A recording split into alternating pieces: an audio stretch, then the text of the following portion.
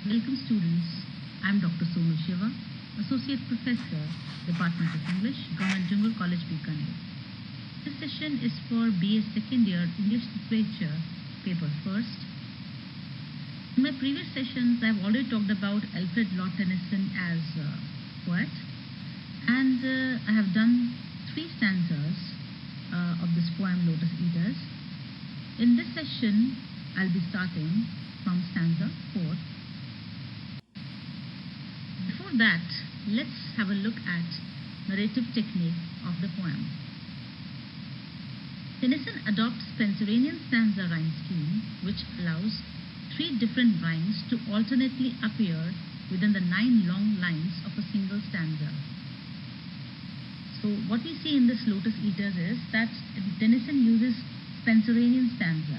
It is called Spencerian because the famous Greek writer Edmund Spenser, he used this stanza form for his famous work, The Faerie Queene.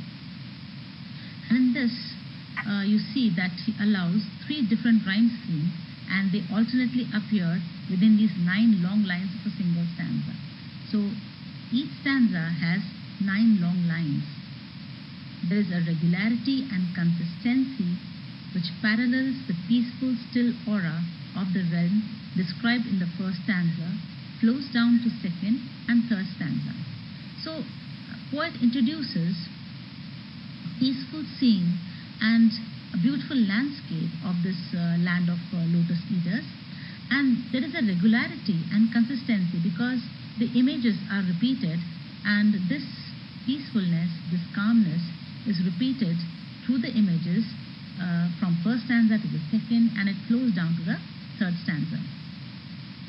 Within the lines, the same phrases and words appear and reappear, notably simile like the downward smoke and the motifs of 3 and faces pale. As we have talked in that presentation, in that session of mine, where I said that poet again and again uses the image of smoke, falling smoke for the waterfalls, and he also uses the repetitive elements of 3 and pale faces. Time moves slowly both in the land itself and the context of the poem. So if you look at the pace of the poem, time, it moves very slowly, and the context of the poem also is very slow because the whole atmosphere which is created is of languidness, is of relaxing, is of tiredness. So the context of the poem also appears very sleepy and very slow in movement. Narrator's observation and description of the land is shown to be just as continuous and a lengthier process. So the whole observation and description of the Lotus Eaters Island, it is a very lengthy process because this landscape and these pictures and these images and how this place looks like, it flows throughout the poem in a very lengthy manner, in a very detailed manner, where it talks about this place. This is a long poem divided into 2 parts. The first appears a descriptive narrative consisting 45 lines, and the second is a song of 8 numbered stanzas, choric song. So we must know that this poem Lotus Eaters has 2 parts. The first part is of 5 stanzas, which are written in Spencerian style, and after 5 stanzas there is a choric song which has 8 stanzas. Several lines can be seen indented throughout, so that there's a change in the length of line throughout these choric songs. The first part is written in 9-line Spencerian stanzas, so called because it was used by Spenser in his renowned work The Faerie Queene, consisting 8 iambic pentameters and an alexandrine, employing the rhyming scheme of AB, ABB, CB, CC. So as I already said that the first half of the poem is made up of 5 stanzas, which is written in Spencerian style, and this Spencerian style means it is 9-line stanza, and among which 8 are written in iambic pentameter. So when I was dealing with that session on heroic couplet, I have already explained what iambic pentameter means, And in Alexandrine, there is an addition of one more meter. So this is the form, this is the verse form this Tennyson is using in this poem. And the rhyme scheme of these 9 stanzas is AB, ABB, CB and CC. Then we see choric song, which follows a far looser structure. So the first half of the poem, that is of 5 stanza, it is quite organized in its structural form. But when we look at the stanzas of choric song, which are 8 in number, both the line length and rhyme scheme vary wide among the 8 stanzas. So there is lot of variety. Poet is using different styles, poet is using different verse forms in these coming 8 stanzas of choric song. So he employed a wide range of styles and had a deep understanding of meter and rhyme scheme. So because Tennyson is not following just one style in his choric song, so we come to know through his 8 stanzas of choric song that Tennyson had a great understanding of meter and rhyme, which he used in a variety form in this choric song area. He employed allusions in different genres. So at places, Tennyson uses allusions, he uses hints, he talks in a very implicit manner. He doesn't explain things very explicitly, and often added motifs, symbols and images. He uses motifs. Images, they keep on occurring again and again. We are going to see in his stanzas that how he is connecting through these images, these different stanzas. Then he uses symbols and images. Now this is the recap of the 3 stanzas that I have already done in my previous session, in which Odysseus, or you can say Ulysses, he tells his mariners to have courage. So it begins with the word courage, that means have courage, assuring them that they will soon reach the shore of their home. Basically the journey of Ulysses and his mariners is towards their homeland, but somewhere in between they land upon this new place, this new island of Lotus Eaters. In the afternoon they reach a land in which it seemed always afternoon. So these mariners, they reach this new shore in an afternoon, and then poet says that this is the place where there is always afternoon. So here he uses this word afternoon again and again, because afternoon is a time of the day which has sleepiness associated, which has that tiredness, the siesta that is there. So this is a place of complete relaxation. So here poet is using that this is a place which appeared as if it's always afternoon. It's sleepy as afternoon because of the languid and peaceful atmosphere. Because the atmosphere of this place is very lazy and peaceful and calm. The mariners sight this land of streams with its gleaming river flowing to the sea, its 3 snow-capped mountains tops and its shadowy pine growing in the way. So in these 3 stanzas, he gives us beautiful images of this place, the landscape, where we witness this landscape through the eyes of these mariners.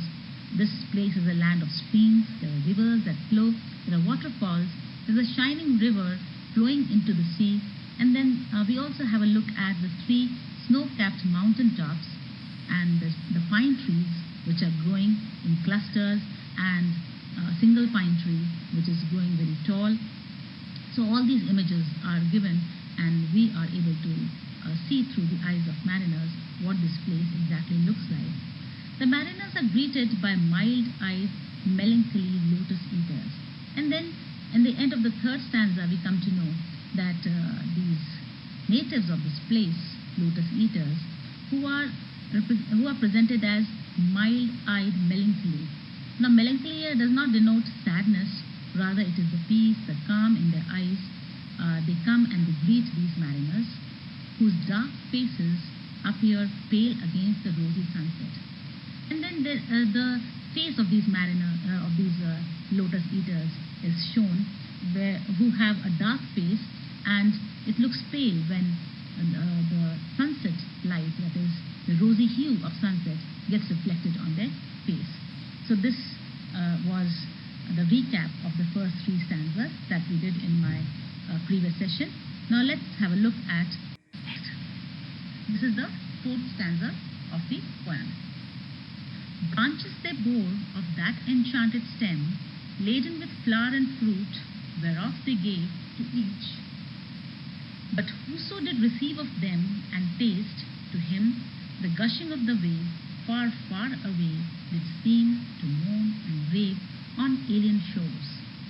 Now these lotus eaters, these native of this place, they came with branches of this lotus plant, which was laden with flour and fruit. So right from the first line, the poet uses this word enchanted. That means somewhere the readers feel that the effect of this lotus has some magic related to it. So when these natives, they gave to each of the mariner this magical branch or magical stem of this lotus plant laden with flour and fruit, whoso did receive of them and taste. Now here the poet uses the word whosoever received it and tasted it. That means maybe not all the mariners tasted it, but he says that if anyone tastes it and receives it, to him the gushing of the wave far, far away did seem to moan and rave. Now here wave is personified as if waves are moaning and raving, just like human beings.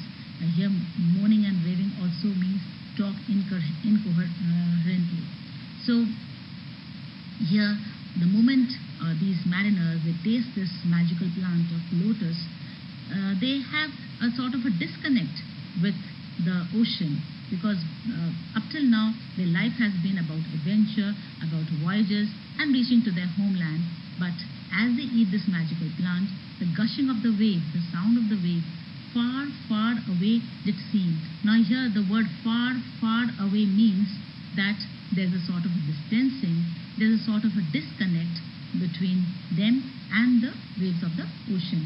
And these waves of the ocean, they seem to moan and rave as if now they don't understand the sound of these waves anymore on alien shores, on the shores which are not their own, as if they are in some alien shores and the waves do not belong to a familiar place. So this image of disconnect shows the effect of this magical plant on these mariners. And if his fellow spake, his voice was thin and as voices from the grave. Even there was so much of disconnect that even if their fellow spake, if the fellow mariner or the fellow companion of their voyage ever spoke to them, the voice appeared to them as thin and voice from the grave, as if it's from a grave or a ghost-like voice. So even the voice of their fellow sailors did not seem to them the same as before. And deep asleep as he seemed, yet all awake. Now here sleep and awake is the oxymoron which is used by the poet. That person, after eating this lotus magical plant, he comes into that state of trance where he is neither asleep nor he is waking. So he is in this condition, and the music in his ears his beating heart did make. So in order to express the weariness of the place, he says that there's a complete disconnect after eating this magical lotus plant. It appears as if there is a hallucination sort of a thing that has happened. This lotus plant has a drug-like effect on them, in which they have lost all their connection with the ocean, with their fellow companions, and the only thing that they can hear is now their own heartbeat and nothing else. They sat down upon the yellow sand, between the sun and moon upon the shore. And sweet it was to dream of fatherland, of child and wife and slave. Now these mariners, or Ulysses and his companions, now they are sitting on the yellow sand after eating this lotus flower and fruit, and they are sitting between the sun and moon upon the shore. This is the place where they are sitting. And poet is using this image of sun and moon again in the stanza in order to develop a sort of a connection of the stanza to the previous one. Because in previous stanzas he has already talked about the setting sun, the red hue and full moon. So again repeating these images, he is trying to build a connect in the whole poem. And as they are sitting standing between sun and moon, they are dreaming of their fatherland. These mariners, they are thinking, they are dreaming of their homeland, and they are thinking of their child and wife and slave. Now here poet has put the word slave, he has inserted this word slave very casually with the words like child and wife, because among the Greeks, slaves were part of their daily routine, they were part of their family life. So he has used this word child, wife and slave together. So they're thinking about their child, wife and slave, but evermore. Most weary seem the sea, weary the oar, weary the wandering fields of barren foam. Now here this personification where he is using this word weary, tiredness with the sea, and the oars are tired, and the fields of barren foam, that is the ocean or the sea, which is a field, which is compared to a field of foam, this is also tired. So this personification somewhere gives an image of exhaustion and tiredness. These mariners, they are so tired and they want to relax in this place that, as I said in the earlier stanza also, that they have developed a disconnect from their homeland, from their child, wife, slave, or their voyages. So now they don't want to take up any journey. The oars, the fields of the foam and the sea, they all appear to them tiresome, and they are exhausted, and they don't want to take any journey again. Then someone said, "We will return no more." And then one of these mariners, he says that we will return no more. This sentence, "we will return no more," echoes the general sentiment of all the mariners, and it has become the main theme of this whole poem, where in all the coming stanzas, these mariners, they will be giving all sorts of logic and all sorts of images just to endorse this thing, that this place now they have settled into, and they are not going to take upon any journey for their homelands. So now they have decided they will return no more. They are not going to go to their homes. And all at once they sang, "Our island home is far beyond the wave, we will no longer roam." So this is a general sentiment, that now this island, this lotus-eating island, is now our home, and our homeland, that is our fatherland, is far beyond the wave, and now they are in no mood of taking any voyage and roam on this sea for reaching their homeland. So this disconnect and this exhaustion can be seen through these images and these sentiments. Analyzing this fourth and fifth stanza of the first half of Lotus Eaters, what we see in these two stanzas is that these Lotus Eaters, they offer flower and fruit of lotus to Ulysses and his mariners, who on consumption lose their intellectual capacity. So they become exhausted and they become tired, and their intellectual capacity and their reasoning is all lost and is deviated into a feeling of deep sleep. What they want in their life is now deep sleep, that is relaxing, because they are tired of so many voyages and adventures that they have taken up in their life. So they sit on the yellow sand of the island, they loosen their sense of perseverance, and at the same time fail to perceive their fellow mariners speaking to them. So when they are sitting, they are in a state of disconnect. Even the fellow mariners who are speaking to them, the speech of their fellow mariners is not the same as it was before, and they are not able to listen to it very coherently. All they can hear is now the music of their heartbeat. The only thing now they can hear is their own heart. There is a complete disconnect of these mariners with their family, with their children, with wife and slaves and their homeland. Instead of continuing their journey towards their home, they prefer to stay in this languid land. This place, Lotus Eating Island, it is so much languid, lazy and sleepy place that they prefer to relax over here forever and not to continue their journey towards their home. So that was there in the stanza 4th and 5th. Now we come to choric song, and it is called choric song because the word chorus is related to it, where we see that all sailors sing and they give different reasons why they don't want to go home. So this is a general sentiment of all these sailors over there. And this is the first stanza of Choric Song, that is the other half of the poem, which has 8 stanzas. Here he talks about that this place, there is sweet music here that softer falls than petals from blown roses on the grass. The first analogy that's given is that this place has got such sweet and beautiful music and such a calm and quiet music that is compared to the soft falling of petals of roses on the grass. So this music, this place is so soft and so relaxing.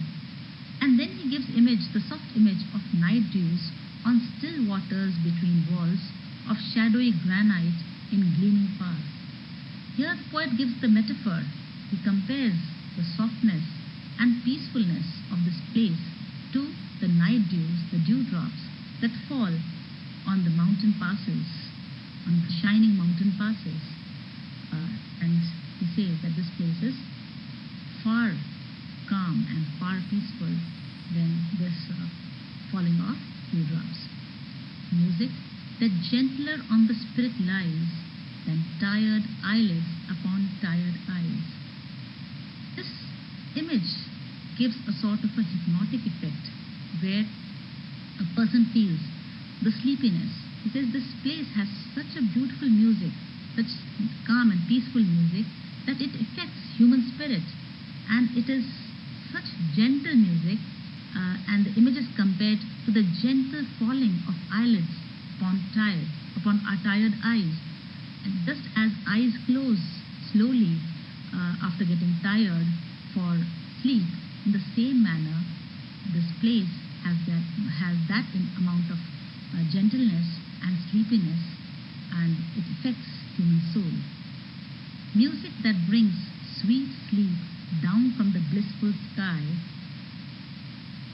Here are cool mosses deep, and through the mosses the ivies creep.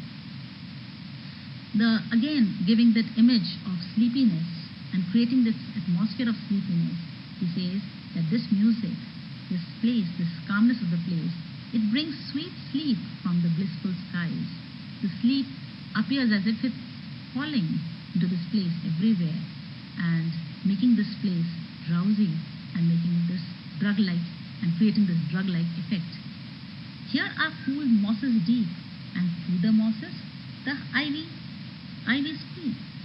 This place, again giving the landscape, he says this place is a place of cool mosses, and he gives vegetation that among these mosses ivy creepers are also present, and music in this place drops down from the sky like a lullaby in this cool and beautiful place.